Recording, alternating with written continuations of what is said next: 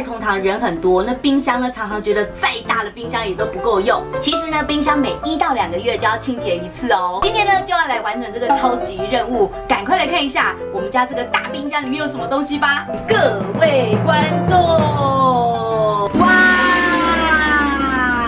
满满满！哎呀，我这火龙果好像被压烂嘞，它都变火龙果汁啦，救狼哦！天哪，这是端午节的粽子哎，按鸟哎哦！如果台风来，我家大概可以吃1个月吧。清理冰箱的时候才会发现，哦，里面呢放了一些万年考古的化石，像这个不知道是什么东西，那也有一些已经放到忘记的东西。打开冰箱清理的时候呢，好像小时候在打开健达出奇蛋一样，总是充满了惊吓。因为我们家是4代同堂，所以冰箱里有很多东西是长辈的。建议大家呢，在丢掉之前一定要经过长辈的同意，以免造成婆媳纠纷哦。那大家呢，可以像我一样，先列一个免死清单，然后呢来看哪些东西可以丢，哪些东西不可以丢。小叔的红酒，安鸟尾，我家冰箱酒超多的哎，不知道的人还以为我们家常常在饮酒狂欢呢。公公的鲜奶、辣椒酱，都还蛮重要的。婆婆的牛肉汤、红枣跟桂圆，也很需要。阿嬷的够骨头的啦，水果、排骨、鱼肚、葡萄糖液、腌肉、豆腐乳、苦茶油，这么多，这要怎么清啊？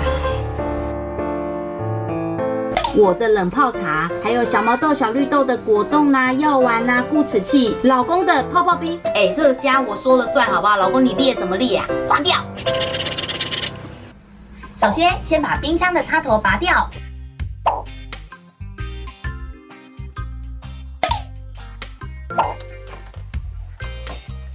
神奇魔法水喷喷，轻松就可以把污垢给擦掉喽。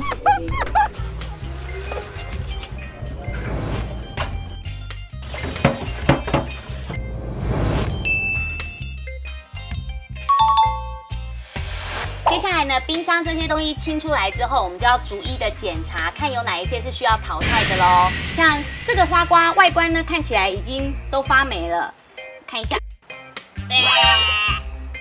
这种一定是要淘汰丢掉的，丢掉。那像这种已经开罐过的玉米粒啊，其实大概在1、2天内就要用完。那这个已经放太久了，里面的玉米粒都已经变质了，丢掉。上个月不知道谁过生日的蛋糕，没吃完的便当，丢掉。这个眼药水是2013年制造的，像这种过期很久的东西呢，也一定是要丢掉。接下来呢，要教大家一些实用的小技巧。我们可以善用这种小小的标签贴纸，然后呢，在这些瓶瓶罐罐上面啊，写上购买或是开封的日期，才不用担心呢自己金鱼脑熊熊忘记这些东西到底什么时候会过期哦。那我们可以把比较常会用到的，把它放在前面，像是呢小朋友早餐会用到的果酱，稀饭会用到的小黄瓜酱料等等，我们可以把它放在前面。比较不常用的，像是煮汤啊，或是煮菜用的一些拌料或是酱料，我们就把它放在后面的地方。这样子我们要拿的时候呢，只要这样子把它一拉，就很方便了，可以把整个盒子都拿出来咯。接下来我们来验收成果咯，到底收纳的怎么样呢？哇，这真的是我们家的冰箱吗？哇，好干净哦！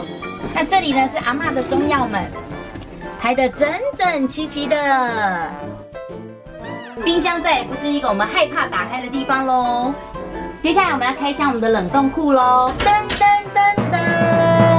哇，这真的是我的冷冻库吗？